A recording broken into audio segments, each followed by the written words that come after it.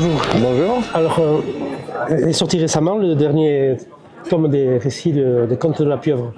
Oui. C'est un univers particulier que vous avez créé. Oui. Vous êtes auteur, scénariste, dessinateur. D'accord, oui, je fais tout. Tout. Et pouvez-vous nous dire comment est né ce projet?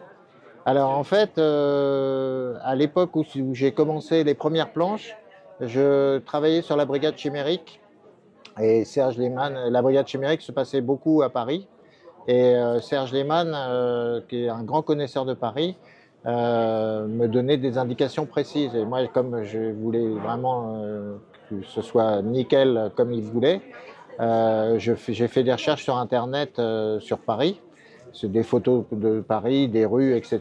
Et en cherchant, je suis tombé sur plein de photos de deux photographes, un qui s'appelle Eugène Hachette et un qui s'appelle Charles Marville, qui ont photographié Paris à la fin du 19e siècle, et au début 20e.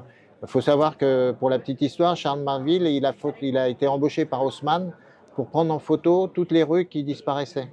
En fait, c'était des daguerréotypes à l'époque et tout ce qui est vivant disparaissait parce que le temps de pause était vachement long. Et il restait que ces images de rue en sépia, un peu fantomatiques.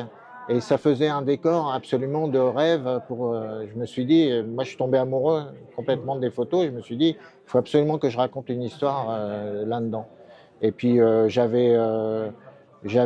un grand fan de Scorsese, des Peaky Blinders, etc. Tout ce qui est mafia, tout ça, ça m'intéressait. Mais en même temps, je voulais faire des histoires pas de super-héros, mais des gens qui ont des talents. Donc plus des petits pouvoirs par rapport aux super-héros. Et donc voilà, je suis parti là-dessus. Et à l'époque, j'emmenais mon fils tous les mercredis matins à des entraînements. Et moi, je l'attendais dans un bistrot, donc je débarquais dans le bistrot avec mes planches, et je me suis dit, bon, bah, tu as envie de faire une histoire, tu commences, en fait, je me suis retrouvé tous les mercredis matins à faire une planche. Et au bout de 15 planches, j'ai tout l'univers des Contes de la Pieuvre qui m'est tombé sur la tête. En fait, tout mon inconscient avait travaillé pendant 15 planches, et bah, j'avais tout, l'histoire de Babel, l'histoire de Trouveur, l'histoire de Célestin, plus 5 ou 6 autres histoires. Donc j'ai tout noté à toute berzingue, et puis j'ai continué à faire Babel. Sauf que à l'époque, les grosses paginations comme ça trouvait pas preneur parce que ça coûtait trop cher. Et moi, j'avais pas envie de saucissonner mes histoires. Donc je me suis dit, bon, bah, j'ai mis ça de côté, j'ai continué à travailler. Et puis à un moment donné, David Chauvel, qui avait suivi mon travail, qui était assez fan, m'a dit, écoute, là, je pense qu'on peut te faire une proposition qui est intéressante. Donc, et c'est comme ça que le premier conte est sorti. Et voilà. Et vous saviez que ça allait être dans ce format-là? Oui. En fait, mes originaux sont au format A4. Donc, du coup, faire des trucs plus grands, ça aurait été dommage. Donc, moi, je voulais travailler au petit format. En fait, j'étais resté au format de la Brigade Chimérique et au format des comics. Et je trouvais que ça se prêtait bien. J'aimais bien la tenue. Ça fait un peu roman. Enfin, comme c'est une grosse pagination, ça fait un peu. En fait, on peut le lire dans son lit sans que ce soit trop lourd, parce que 200 pages, c'est quand même assez conséquent. Après, c'est vrai que votre éditeur a fait un joli objet aussi. Ouais, alors ça, ils m'ont fait un beau cadeau, David Chauvel et les éditions Delcourt, en faisant un objet comme ça. Je m'y attendais pas du tout. Quand j'ai reçu l'album, j'étais aux anges. Donc du coup, là, on en est au 4e tome. Oui. C'est la première fois aussi que c'est une femme qui est l'héroïne, c'est Oui. Renouez. Oui. Et au départ, les 3 premiers tomes, c'est des hommes. Oui, c'est ça. Ouais. Est-ce que c'était pour faire une coupure Non, ça s'est fait comme ça. En fait, ça faisait un moment que j'avais envie qu'il y ait une femme. Déjà, dans le Destin de Trouveur, j'avais mis beaucoup les femmes en avant. Donc, le 2e tome. Et puis, non, ça s'est prêté. Je trouvais que la sensibilité féminine se prêtait bien au personnage. Parce que c'est une personne empathique et c'est vrai que. Enfin, voilà, quoi. Donc, je trouvais que ça collait bien.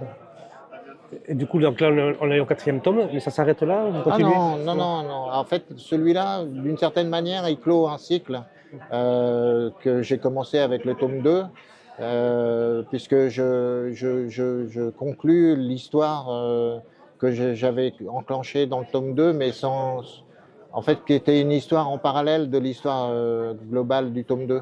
Et donc j'avais laissé en plan des personnages et je voulais vraiment avoir une conclusion. Et ça allait bien que Fanny, comme c'est un personnage empathique, en fait, elle rentre dans la tête des gens et elle peut comme ça lire leur histoire. Et donc moi, ça me permettait, c'était un moyen scénaristique, narratif, de raconter l'histoire des personnages, mais sans que ce soit une redite du tome 2.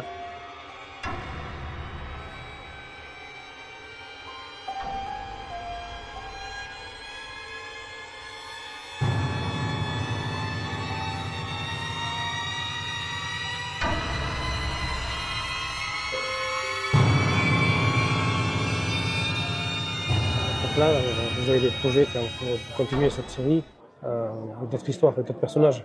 Oui, oui, oui, là j'ai commencé le tome 5, c'est c'est à nouveau une femme. C'est un nouveau personnage, ça n'a rien à voir avec les précédents et je pars sur une autre histoire. Et vous savez où ça va vous mener déjà, ou c'est au fur et à mesure que vous écrivez que Alors, vous découvrez de l'histoire? bah, j'ai déjà des histoires dans ma besace, en fait, mais non, là enfin oui, ça fait partie des histoires que j'avais écrites à l'époque, que je reprends et puis je rajoute une autre, je remélange avec un autre truc. J'aime bien moi mélanger plusieurs histoires en même temps. Et pour le dessin, comment vous travaillez euh, sur cette série? Alors, en fait, je commence par faire un petit script d'une trentaine de lignes hein, où je raconte l'histoire un pitch, quoi, très rapide. Et puis après, je fais un séquençage par chapitre, parce que je fais beaucoup de chapitres, moi, dans mes BD. Et je fais un séquençage par chapitre, qui y a dans le chapitre, les actions, et puis éventuellement des dialogues si ça me vient à l'idée au moment où je l'écris. Et puis, en fait, ça me sert de base. Alors des fois je fais un storyboard, des fois j'en fais pas, des fois je développe plus, des fois pas. C'est très variable en fait. J'ai pas de méthode. En fait, je me rends compte que j'ai pas de méthode. Vous faites comment le sentez? Ah ouais, bah oui, ça fonctionne.